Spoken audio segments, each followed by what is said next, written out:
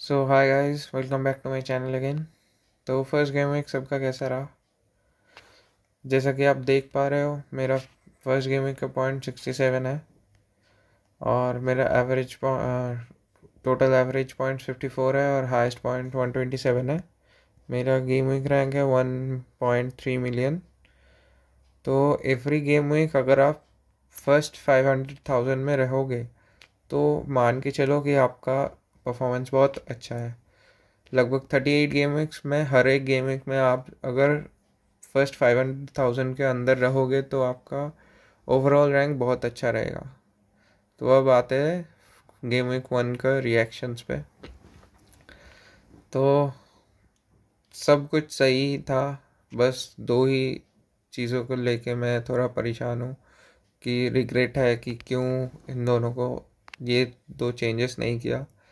मैंने सोचा था वॉटकिंस और जो पेड्रो किसी एक को की जगह क्रिसवुड को रखने की, और ओब्रायन की जगह अगर मैं क्रिसवुड लेता वॉटकिंस की जगह तो ओब्रायन की जगह मैं 8 नोड ही ले सकता था।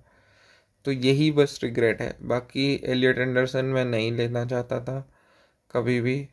टीम साला मैं नहीं लेना चाहता था। कुडुस राइंडर्स बहुत ही अच्छा परफॉर्म किया और अडिंगरा को मैं कभी भी रीड्स या पाल्मर या पेड्रो के ऊपर नहीं खिलाता। तो team of the game week देख लेते हैं। तो राया, कैलाफियोरी, आर्सेनल एसेट्स ने पॉइंट दिया है। कुछ कंट्रोवर्शियल डिसीजन हो सकता था, बोल सकते थे, लेकिन क्रिसवुड का मेरा बहुत रिग्रेट है, और सिटी का डिफेंडर ना लेने का भी। और तो आप बात है इस वीक का टीम के क्या बना है। इस वीक फ़िलहाल तो मेरा ये टीम है, लेकिन लास्ट वीक टॉटनहम जैसा खेला है उससे सिटी का अगेंस्ट कुडुश पॉइंट स्कोर कर सकता है। रिनाल्डो बर्नली के अगेंस्ट मैं खिलाना चाहता हूँ, और ओब्रायन को छोड़ के मैं किसी को लेना चाहता हूँ, या फिर सोच रहा हूँ कि बेंच बूस्ट खेल सकूँ, क्योंकि सेकेंड गेम वीक में भी मैं बेंच बूस्ट खेल सकता हूँ, क्योंकि डुबरावका का सनडरलैंड का अगेंस्ट मैच है। तो हाँ, वो तो खेल रहा है, 4 मिलियन का जीके खेल रहा है। मैं सोच रहा हूँ कि एक ट्रांसफ़र होल्ड करूँ, रिनाल्डो को ही खिला देता हूँ ओब्रायन की जगह, क्योंकि ब्राइटन है तो नहीं खिलाना, और उसको थर्ड सर्व कर देता हूँ। कुडुश खिलाऊँ कि रिड्स खिलाऊँ? वॉटकिंस को मैं एक और चांस देना चाहता हूँ। और सबसे इम्पॉर्टेंट चीज़ कि मैं क्यों अभी सेकेंड गेम वीक में ही बेंच बूस्ट का सोच रहा हूँ, क्योंकि इस साल बहुत चिप्स हम लोगों का बहुत बढ़ गया है। जैसे आप ये इस बार हेल्प में जाके ये जो न्यू है, इसमें से न्यू रूल्स जो है वो देख सकते हो, तो आपको और डिटेल्स में पता चल जाएगा। डिफेंसिव कंट्रीब्यूशंस पॉइंट ये नया आया है कि defenders it favors defenders who accumulate clearances, block, and interceptions and tackles rather than attacking fullbacks who are often go to the option for the squad. Any defender who reaches an accumulative total 10 or more CBI and tackles in a single match will earn 2 points. और midfielders के लिए 12 और मोर, तो 2 points. ये defenders के लिए, सीबीज के लिए ये बहुत ही अच्छा है। मिलिंकोविच जो क्लियरेंस बहुत करता है, इसीलिए मैंने मिलिंकोविच का लिया है। रिवाइज्ड असिस्ट्स जो है तो वो तो सबके लिए ही सेम है, तो वो अगर पॉइंट मिलेगा तो मिलेगा। एडिशनल चिप्स ये सबसे इम्पोर्टेंट है, तो ये पूरा पढ़ रहा हूँ आपके अंडरस्टैंडिंग के लिए। तो पिछले साल क्या था, हम लोगों का 4 चिप्स था। Bench boost, triple captain, wild card. तो जैसा पूरा 38 गेम में 2 बार मिलता है, तो वाइल्ड कार्ड जैसा मिलता था, और फ्री हिट। तो और एक मिस्ट्री चिप था शायद, मिस्ट्री चिप क्या था मैं भूल गया। तो इस बार क्या क्या नया रूल्स क्या क्या है, जैसे वाइल्ड कार्ड 2 साल मतलब पूरा 38 गेम वीक्स में 2 बार आप यूज़ कर सकते थे। सभी चिप्स आप इस साल 2 बार यूज़ कर सकते हो। All the chips are now replicate the wild card and are available for both first and second part of the session, second part of the season. Like the wild card, no chip can be carried over and must be used before the specified game week deadline. तो जैसे wild card आप पहले 19 game weeks में अगर use नहीं करते तो 20 से 38 तक आपको सिर्फ एक ही वाइल्ड कार्ड मिलता। तो बेंच बूस्ट और ट्रिपल कैप्टन भी अब सेम रूल फॉलो करेगा और 2 बार मिलेगा आपको। The first bench boost and triple captain chips will be available from the start of the season until the game week 19 deadline Tuesday December 30th.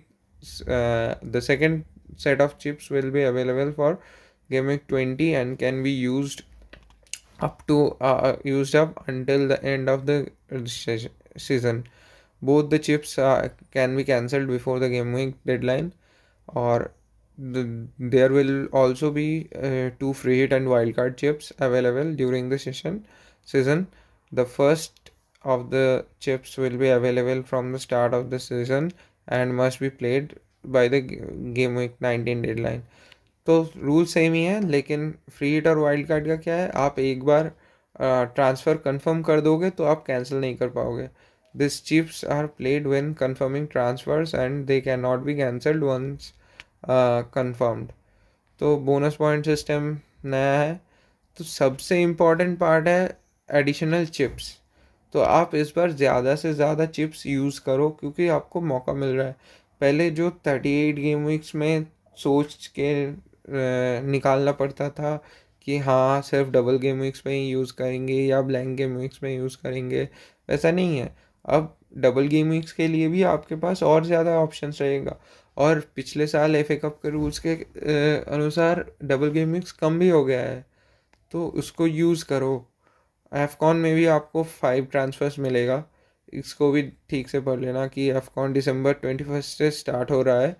तो game week 15 का deadline मतलब 6 दिसंबर से 16 game week 16 के बीच में आपको 5 ट्रांसफ़र फ्री ट्रांसफ़र अलॉट होगा। और free transfer do not need to be used in game week 6, they can be carried over between game weeks and used at any time. तो free transfer जो ये मिलेगा ये कैरिड ओवर होगा। तो free transfer का जो है फ़िलहाल तो मैं सोच रहा हूँ कि यही टीम खिला दूँ, कोई ट्रांसफ़र ना करूँ।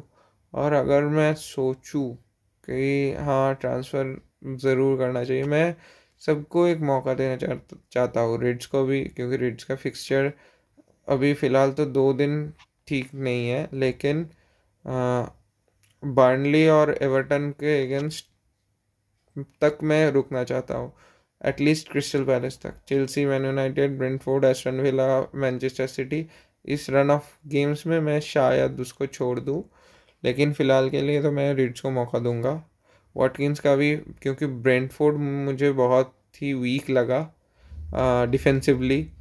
तो और फिर क्रिस्टल पैलेस भी है, क्रिस्टल पैलेस का ऐसे भी चला गया, तो अब क्रिस्टल पैलेस और भी ज़्यादा बॉल लूज़ करेगा तो उसका मतलब उसके डिफेंस भी और वीक हो जाएगा। तो इसके लिए आप अगर जाना चाहते हो जो पेड्रो छोड़ के अभी आप क्रिस वुड लेना चाहते हो तो ज़रूर ले सकते हो, बहुत ही फ़ायदेमंद रहेगा। क्योंकि क्रिस्टल पैलेस का और उसके बाद वेस्ट हैम है, तो 2 मैचेस के लिए तो मान लो कि एक परफेक्ट एसेट है क्रिस वुड। और क्रिस वुड गोल मारता है, आर्सेनल के अगेंस्ट भी मार सकता है, बर्नली सनडरलैंड तो प्रेडिक्शन है कि मारेगा ही ज़रूर। तो मैं शायद देख लूँ, एक और वीक देख लूँ कि क्या होता है, फिर मैं शायद क्रिस वुड को ले लूँगा। किसी अगर कोई इन दोनों में से कोई भी फॉरवर्ड पॉइंट नहीं देता तो किसी को छोड़ के मैं क्रिस वुड ले लूँगा। और कन्फ्यूजन है अडिंग्रा को खिलाओ कि कुडूस को खिलाओ, या रेड्स को या राइंडर्स को। राइंडर्स को मैं खिलाना चाहता हूँ क्योंकि राइंडर्स बहुत इफ़ेक्टिव है, एसी मिलान में भी बहुत इफ़ेक्टिव था, अब भी है, मैं खिलाऊंगा ही। अभी के लिए मैं ओब्रायन को नहीं छोड़ रहा हूँ, मैं एक ट्रांसफ़र होल्ड करना चाहता हूँ, तो अभी तो मैं वेट करूँगा। फिर ट्रांसफ़र्स में ऑप्शंस एक बार दिखा देता हूँ आपको कि हाँ, अगर आप जो पेड्रो छोड़ना चाहते हो तो रिमूव करके ले सकते हो, ओब्रायन छोड़ के भी ले सकते हो। तो सिलेक्ट रिप्लेसमेंट, क्रिस वुड 7.6 हो गया है, तो आपको 4.9 का कोई डिफेंडर लेना पड़ेगा। और अगर आप वाटकिंस छोड़ के ले सकते हो तो आपके पास बहुत ऑप्शन आ जाएगा। वाटकिंस की जगह अगर आप क्रिस वुड लोगे तो 6.4 बच रहा है, तो आप 8 नौरी, रिको लुइस किसी को भी ले सकते हो। मैं चाहता हूँ सिटी का डिफेंडर लेना, लेकिन फ़िलहाल के लिए तो ये पहले 5 गेम में थोड़ा डिफेंसिवली चांसेस कम है, इसीलिए मैं नहीं सोच रहा कि उनको लूँ। फिर मैं डेफिनेटली ले लूँगा कि सिटी का रूल पेप रूलेट कैसा रहेगा और वो सब देख के कि कौन कौन खेल रहा है, क्योंकि वार्दियोल भी इंजर्ड है, तो ये टीम पेप का फाइनल टीम नहीं है, तो मैं ट्रांसफ़र अभी नहीं कर रहा। यही मेरा अभी तक का फाइनल टीम है। कुडूस को मैं खिलाऊं कि नहीं खिलाऊं बहुत कंफ्यूज हूँ, शायद लास्ट मिनट में मैं कोई चेंज कर दूँ।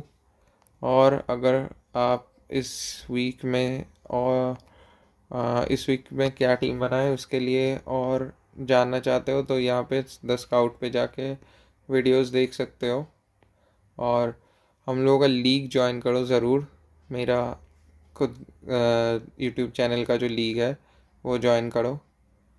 मैं वो ये हमारा लीग कोड है KMBPXG, तो ये लीग कोड को यूज़ करके सबको ज्वाइन करो और अच्छे से खेलो। All the best and thank you, best of luck for game week 2 and like, share and subscribe to my channel.